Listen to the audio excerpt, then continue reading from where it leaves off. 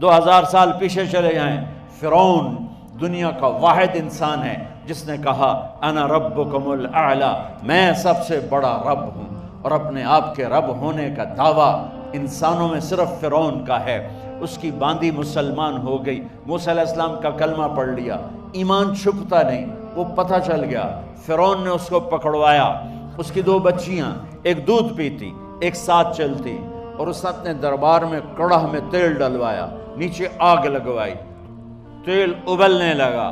جب وہ پوری طاقت سے ابلنے لگا تو اس نے فرعون نے اس عورت سے، اس باندی سے کہا یہ آگ تیرے سامنے ہے، جلتا ہوا تیل، موسیٰ کے رب کو مانے گی تو پہلے تیری بچیوں کو جلاؤں گا پھر تجھے جلاؤں گا، اور اگر مجھے رب مانے گی تو تیرے گھر کو سونے چاندی سے بنا دوں گا، تیرے گھر کو سونے چاندی سے بھر دوں گا۔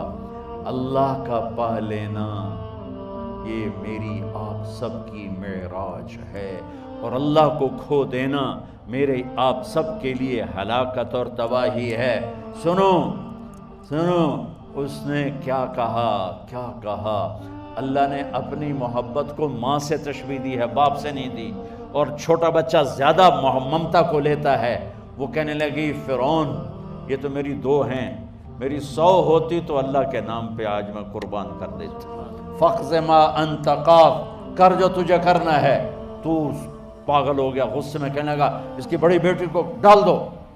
تو انہوں نے اس کو یوں ٹانگوں سے پکڑا اور وہ چیختی چلاتی ہوئی تھی۔ ماں کا ایک بول اس کی جان بچا سکتا تھا، اور پھر گھر جا کے توبہ کر لیتی، وہ کہتی اللہ مجھے معاف کر دے، میں نے کلمہ کفر کہا۔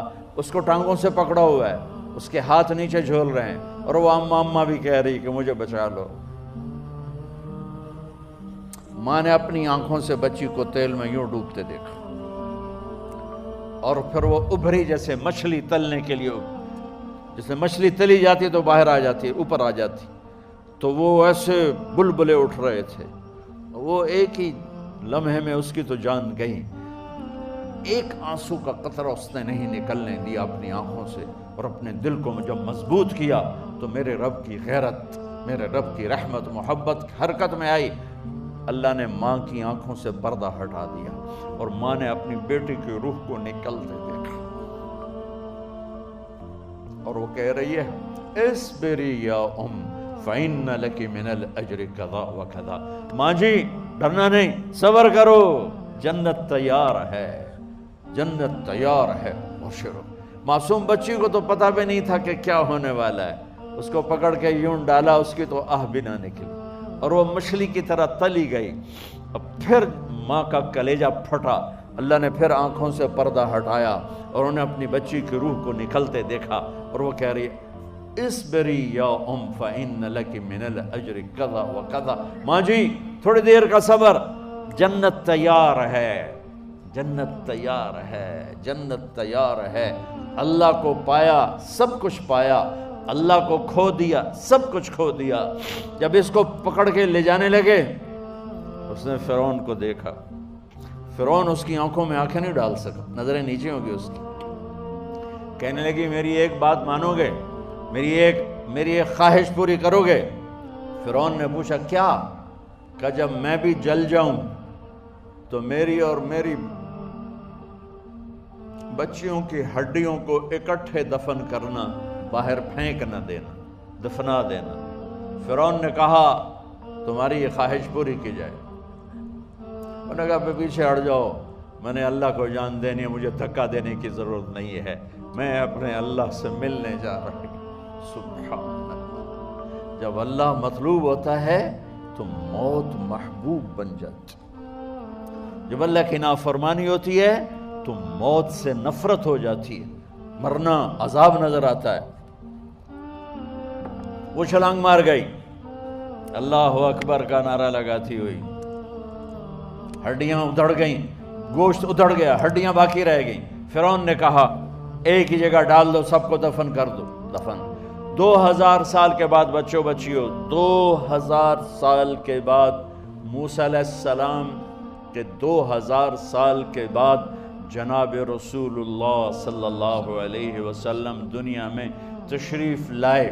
40 سال کی عمر میں نبوت ملی، 50 سال کی عمر میں معراج ہوا، 2050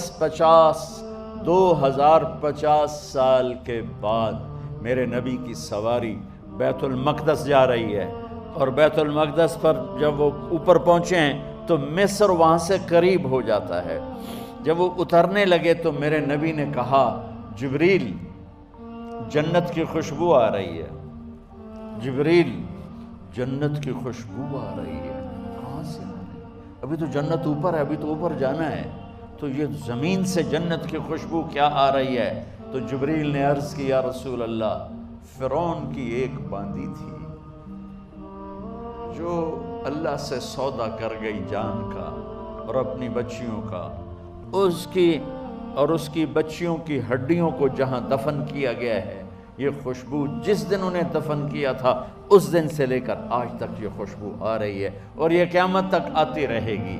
اللہ اپنے نام پہ قربان ہونے والوں کی یوں قیمت لگاتا ہے، پہلے اپنی منزل طے کرو، پہلے اپنی منزل طے کرو، پہلے اپنی منزل طے کرو کہ مجھے اپنی زندگی کی سے لینا کیا ہے، مجھے اللہ کو پانا ہے، مجھے اللہ کو پانا ہے۔